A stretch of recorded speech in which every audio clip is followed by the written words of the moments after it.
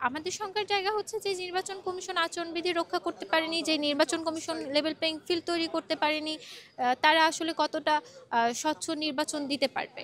সর্বজনীন শিক্ষার্থী সংসদের কোনো বাইরের ফান্ডিং ছিল না, আমরা সম্পূর্ণ নিজস্ব খরচেই নির্বাচনটা করে আসছি। আমরা নির্বাচনকে ঘিরে আমাদের নির্বাচন কমিশনের যে ব্যবস্থাগুলো দেখছি তারা বেশ ভালো ব্যবস্থা নিয়েছে, কিন্তু এখন দেখার বিষয় হচ্ছে যে তাদের ব্যবস্থাগুলো কাল যে চূড়ান্ত দিন সেখানে কতটা কার্যকর হয়। আর আমাদের শঙ্কার জায়গা হচ্ছে যে নির্বাচন কমিশন আচরণবিধি রক্ষা করতে পারেনি, যে নির্বাচন কমিশন লেভেল প্লেইং ফিল্ড তৈরি করতে পারেনি, তারা আসলে কতটা স্বচ্ছ নির্বাচন দিতে পারবে সে জায়গা থেকে একটা শঙ্কা তো আছে। কিন্তু আমরা যারা প্রার্থী আছি তারা আমাদের দিক থেকে সর্বোচ্চ সচেতনতা এবং সহযোগিতার জায়গায় দাঁড়িয়ে আছি। আশা করছি আমরা সুষ্ঠু একটা নির্বাচন পেতে যাচ্ছি। স্বতন্ত্র প্যানেল হিসেবে আমার এই নির্বাচনে আমার একদম পকেট থেকে খরচ হয়েছে ৭,০০০ টাকা। সর্বজনীন শিক্ষার্থী সংসদের কোনো বাইরের ফান্ডিং ছিল না, আমরা সম্পূর্ণ নিজস্ব খরচেই নির্বাচনটা করে আসছি। আমরা আমাদের প্যানেলের একটা সবার একসাথে লিফলেট বানিয়েছিলাম, সেখানে আমাদের প্রত্যেকের পকেট থেকে প্রায় মাথাপিছু ১৪০০ টাকা করে খরচ হয়েছে, এবং নিজেদের পার্সোনাল যারা খরচ করেছে তাদেরটা ব্যক্তিগত।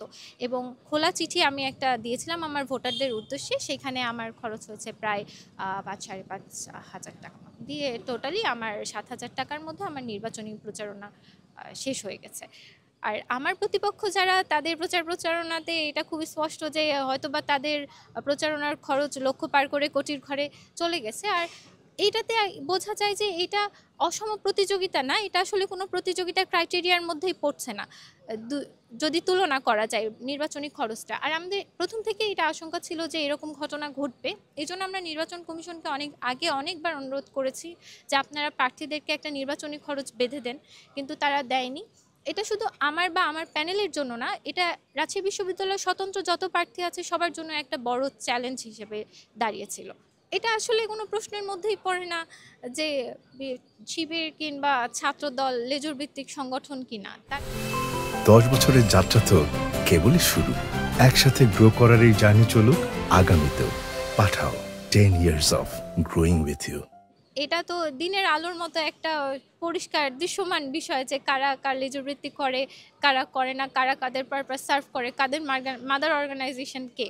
সে জায়গা থেকে আমি মনে করবো যে এটা সম্পূর্ণ প্রশাসনের দায়ী যে একটা বিশ্ববিদ্যালয়ে একটা ছাত্র সংসদ নির্বাচন হচ্ছে, সেখানে তারা আউটসাইডারদের প্রভাব মুক্ত রাখতে পারছে না।